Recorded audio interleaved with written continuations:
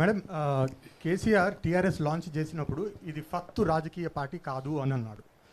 తర్వాత he said yes we're a political party. No, మీరు Jagruthi start చేసినప్పుడు it started off as a cultural organisation.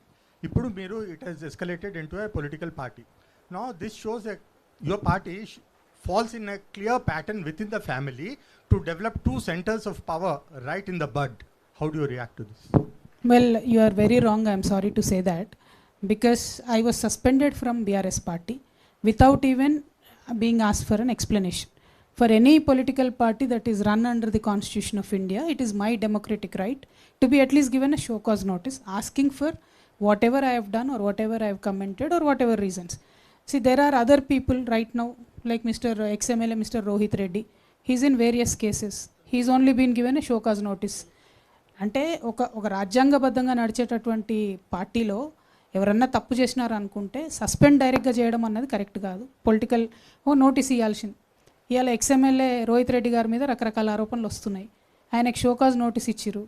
మరి నేను ఏం తప్పు చేసినా నాకు తెలియదు, నన్ను అయితే డైరెక్ట్గా సస్పెండ్ చేసిండ్రు.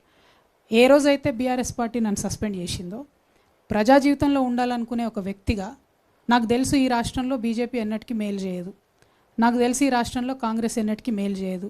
ఎందుకంటే మొత్తం ఉన్న తెలంగాణ ఆంధ్రాలో కలిపిందే కాంగ్రెస్. 2004లో పొత్తు పెట్టుకొని 2014 దాకా సాగదీసి 1200 మందిని చంపిందే కాంగ్రెస్.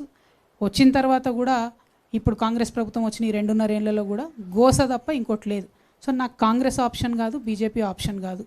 మరి నేను ప్రజా జీవితంలో ఉండాలనుకునే వ్యక్తిగా నేను ఒక పొలిటికల్ అవుట్ఫిట్ పెట్టుకొని ప్రజల ఆశీర్వాదం కోసం వెళ్తూ ఉన్నా. సో ఇది రెండు కనెక్టెడే కదా అని మీరు మాట్లాడితే అది చాలా తప్పండి. మీ ప్రశ్న తప్పని నేను చాలా వినయపూర్వకంగా చెప్తా ఉన్నాను.